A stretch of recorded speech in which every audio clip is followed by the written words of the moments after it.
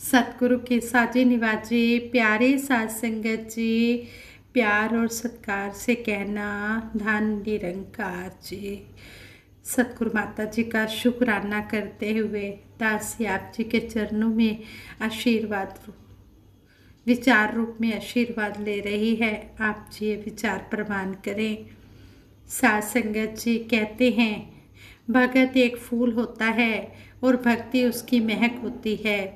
सतगुरु की कृपा से भगवान को जान लेने के बाद भगत और भगवान में कोई भेद नहीं रह जाता है। भक्ति में समर्पण आवश्यक है। जहाँ समर्पण है वहाँ शर्तों का क्या काम। भक्ति में शर्तें नहीं होती। भक्ति भय में रह कर की जाती है। जो समर्पित हो गया उसका भय केवल भगवान के प्रति होता है। भगत और भगवान का रिश्ता ऐसा होता है जैसा बालक और पिता का होता है। पिता पालक होता है, सहारक नहीं। भक्ति को शब्दों में कहा नहीं जा सकता। भक्ति में भगत की आंखें बोलती हैं, उसके चेहरे से नूर टपकता है, उसके दिल की धड़कनें बोलती हैं। जिस तरह भगत हनुमान जी का, भगत प्रहलाद जी का, भगत ध्रुव जी का समर्पण था, उसी तरह का भाव आज वक़्त के रहबर हमसे चाह रहे हैं। भगत और भगवान के बीच में ना दूसरा होता है और ना तीसरा होता है। वहाँ तो एक रस भक्ति का ही विस्तार होता है। भक्ति का अर्थ है निष्काम भाव से सेवा करना। संगत जी, एक महात्मा अपनी बीती बता रहे थे, अपनी सच्ची घटना बता रहे थे।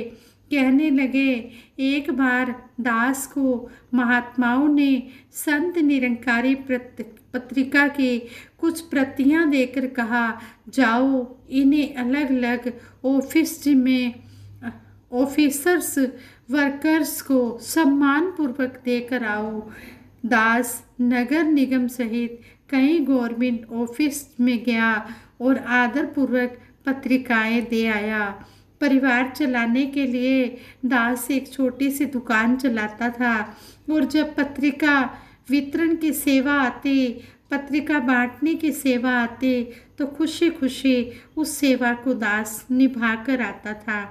दास ने सत्संग में यह सुना था कि सेवा छोटी या बड़ी नहीं होती, सेवा सेवा होती है और सेवा का बीज समय पाकर उगता अवश्य है। बस बिना फल की कामना के सेवा करते जाना है। दास जिन ऑफिसर्स को पत्रिका देकर आता था, उनमें से एक ऑफिसर ने दास के बारे में पता किया और एक दिन दास को अपने ऑफिस बुलाकर फैमिली का हालचाल पूछा।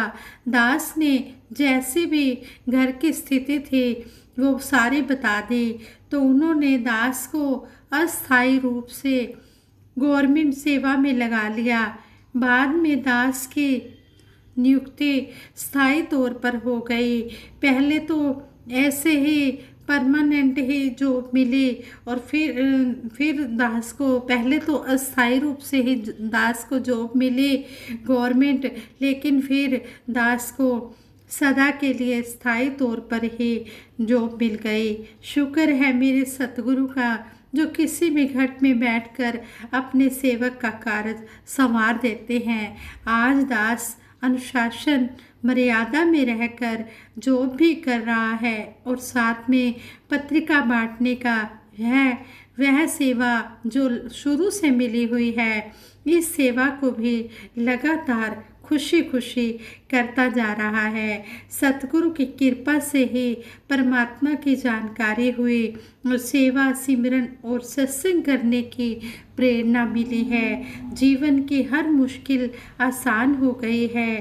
दास तो अपने जीवन के हर कामयाबी का आधार भक्ति की शक्ति को ही मानता है। साथ संगत जी, किस तरह ये महात्मा ने अपनी बीती सुनाई है। विश्वास जो करते हैं वो सब सुख पाते हैं, ले ले के चरण धूले गुरमुख मुस्काते हैं। सबसे बड़ी बात तो है विश्वास की।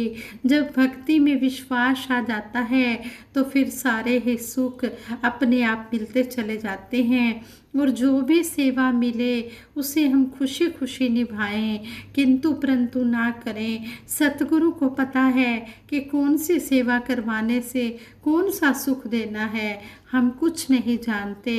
सतगुरु के दरबार में सेवा करने वालों की कोई कमी नहीं है, सेवा करने वाले बहुत हैं, लेकिन अगर हम वो सेवा नहीं करते जो सेवा हमें कही जाती है तो हम अपना ही कुछ नुकसान कर रहे होते हैं।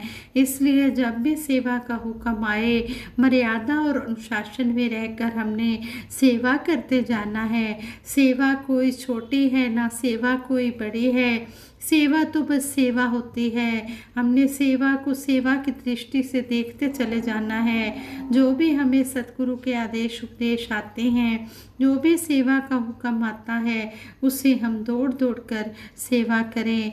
जिस तरह संपूर्ण अवतार बानी में भी शहंशाह बाबा अवतार सिंह जी महाराज हमें इस शब्द द्वारा समझा रहे हैं, जो संतां ਦੀ सेवा अंदर तन मन धन लगांदा ਏ, मन ਦੀ मैल असल ਵਿੱਚ अपनी समझो धोई ਜਾਂਦਾ ਏ। सतगुर ਦੇ उपदेश ਤੋਂ ਵੱਡੀ ਹੁੰਦੀ कोई बाणी नहीं, मन अपने नू पेट चढ़ाना इस तो वध कुर्बानी नहीं। कितना सुंदर हमें समझाया गया है कि जो संतों की सेवा में अपना तन मन धन लगाता है वो अपने मन की मैल को साफ करता चला जाता है। और सतगुरु के उपदेश, सतगुरु के जो भी प्रवचन आ रहे हैं उन पर हमने फूल चढ़ाना है, उनको हमने अपने कर्मों में ढालना है। इससे बड़ी कोई वाणी है ही नहीं। हमने अपने मन को सतगुरु के हवाले कर देना है और हर समय सरेंडर ही करना है। जब हम सरेंडर कर देते हैं फिर हमें किसी चीज़ की कोई चिंता भी नहीं रहती। हे देव समर्पित कर पाऊँ हर श्वास तुम्हारे चरणों में, दृढ़ से दृढ़तर होता जाए विश्वास तुम्हारे चरणों में। यहाँ पर भी विश्वास ही मांगा गया है। जब विश्वास, सबसे पहले हमने मन में विश्वास लाना है। जब हमारा दृढ़ पूर्ण विश्वास होगा तभी हम भक्ति भी कर पाएंगे। संपूर्ण अवतार बानी में शहंशाह जी कहते हैं, भक्ति लोग की अजय न समझे रब नू पाना भक्ति है, छड़ के सारे वहम भुलेखे गुरु रिझाना भक्ति है। यहाँ पर भी हमें इतना सुंदर समझाया गया है कि भक्ति क्या है। इस परमपिता परमात्मा को पाना ही भक्ति है। फिर जब इस परमपिता परमात्मा को पा लिया जाता है तो सतगुरु सारे वहम भुलेखे दूर कर देता है। फिर किसी प्रकार के बंधनों में सतगुरु नहीं डालता है। सतगुरु यही फिर कहता है कि हमने सेवा सिमरन सत्संग करते चले जाना है। ये सुख को चाहे सदा शरण राम की ले। अगर हम स्थायी सुख लेना चाहते हैं, हमेशा रहने वाला सुख लेना चाहते हैं, तो वो सतगुरु के चरणों में ही मिलता है। इसलिए हम सतगुरु के चरणों में आकर ये भक्ति मांगे। जब भक्ति मांगते हैं तो सारे सुख दुनिया भी ये अपने आप देता ही चला जाता है। यही दातार के चरणों में अरदास करते हैं। सच्चे बादशाह, जिस तरह आप जी ने समझाया है कि भगत एक फूल होता है और भक्ति उसकी महक होती है, इसी तरह हम इन बातों को अपने जीवन में ढालते हुए आप जी के चरणों में जुड़े रहें। और सतगुरु माता सुदीक्षा जी महाराज ने हमें समझाया है कि हमने प्यार ही प्यार बांटते चले जाना है। जब हम प्यार देंगे तो फिर दुनियावी चीज़ें जितनी भी आ जाएं सब मुबारक हैं, लेकिन अगर हमने इस दर पर आकर प्यार देना नहीं सीखा तो फिर दुनियावी चीज़ें जितनी भी आ जाएं वो सभी व्यर्थ हैं। इसलिए यहाँ पर सतगुरु माता सुदीक्षा जी महाराज ने प्यार पर भी जोर देते हुए हमें समझाया है कि हमने हर एक का आदर सत्कार करते चले जाना है। कोई बड़ा नहीं, कोई छोटा नहीं, कोई ऊंचा नहीं, कोई नीचा नहीं, सभी को हमने समदृष्टि से देखते चले जाना है। समदृष्टि ही अपनानी है। सतगुरु की नज़र में सभी है बराबर, गुरु ने किया ना किसी का निरादर। सतगुरु हमें यही सिखा रहे हैं। सतगुरु सबका आदर मान करते हैं और हमें भी यही सिखाते हैं कि हमने आदर मान करना है। तो हमने कभी भी किसी भी तरह का हमने भेदभाव नहीं करना है, सभी के साथ हमने समान रूप से प्यार करते चले जाना है और सच्चे पातशाह के हमने आशीर्वादों के पात्र बनना है।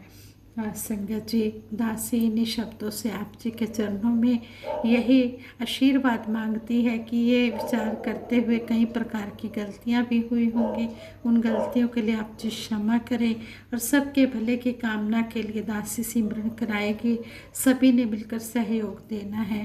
तू ही निरंकार, मैं तेरी शरण हाँ, मैनू बख्श लो। तू ही निरंकार, मैं तेरी शरण हाँ, मैनू बख्श लो। बोलिए सतगुरु माता सुदीक्षा सविंदर हरदेव जी महाराज की जय। निरंकारी राजमाता गुरु बचन अवतार की जय। साथ संगत जी प्रेम से कहना धन निरंकार जी।